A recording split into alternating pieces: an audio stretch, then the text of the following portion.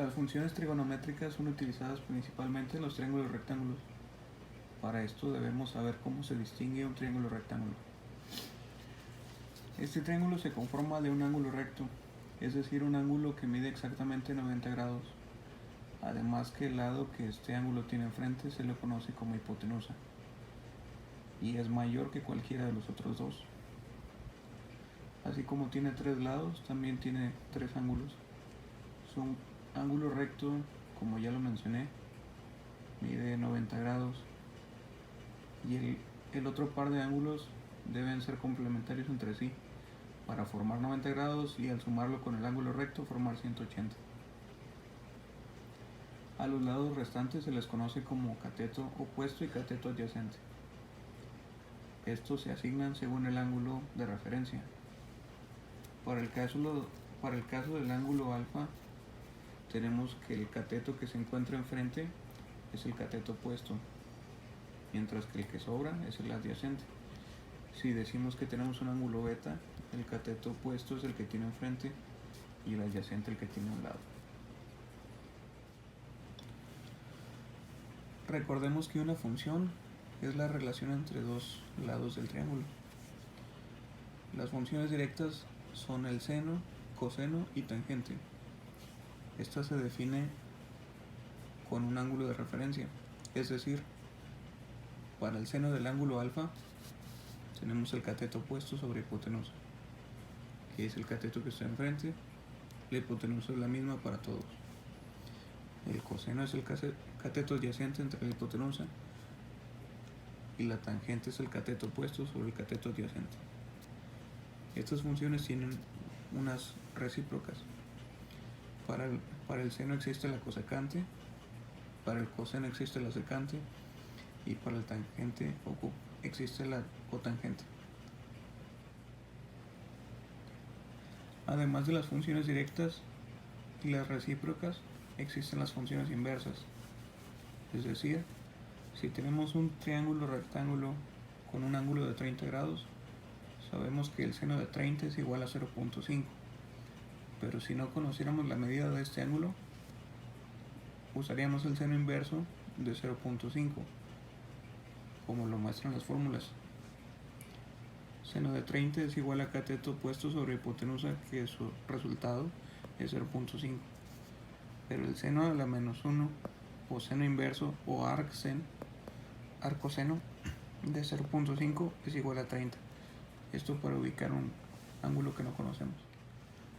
Continuamos con el ejercicio de encontrar el valor de las funciones trigonométricas para el ángulo alfa y beta.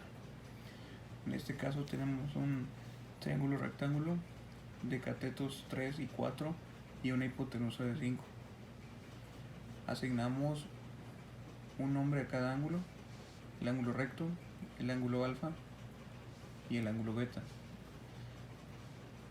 Para el ángulo alfa sabemos que el seno es igual al cateto opuesto, que viene siendo el que tiene enfrente, sobre la hipotenusa, es decir, 3 sobre 5.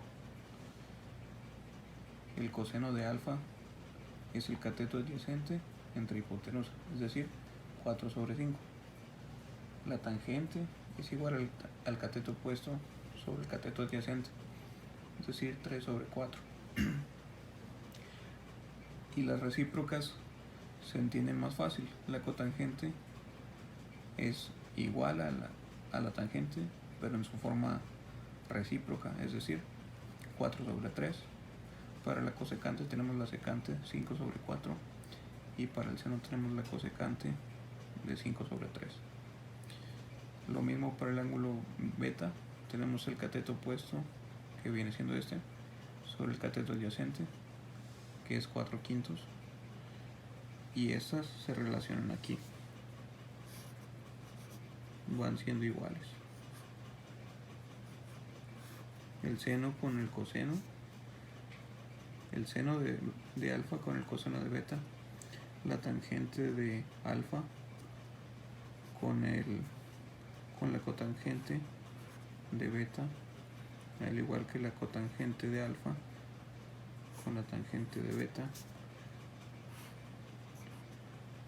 y así estas dos también. Encuentra el valor de alfa. Bien, tenemos un triángulo rectángulo con una hipotenusa de 12. Ubicamos que esta es la hipotenusa gracias a que el ángulo recto está enfrente. También tenemos un cateto de 8 y ubicamos el ángulo alfa. Bueno, partiendo de esto, ubicamos que tenemos un cateto adyacente respecto a alfa y la hipotenusa. La función que nos sirve en este caso es el coseno. Coseno de alfa es igual al cateto adyacente sobre hipotenusa. Es decir, coseno de alfa es igual a 8 sobre 12. Esto igual a 0.66 periódico. Para encontrar el valor de alfa usamos una función inversa. Coseno de alfa igual a 0.66 periódico. Despejamos. Nos queda que alfa es igual a coseno a la menos 1 de 0.66 periódico.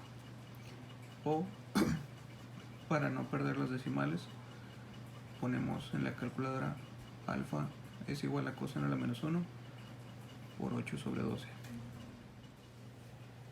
Ahora practiquemos con el siguiente ejercicio. Calcular la altura de un edificio.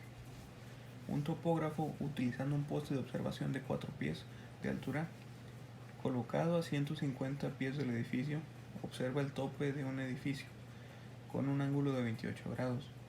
¿Cuál es la altura del edificio? Bien, lo primero es trazar el dibujo y ubicar las medidas.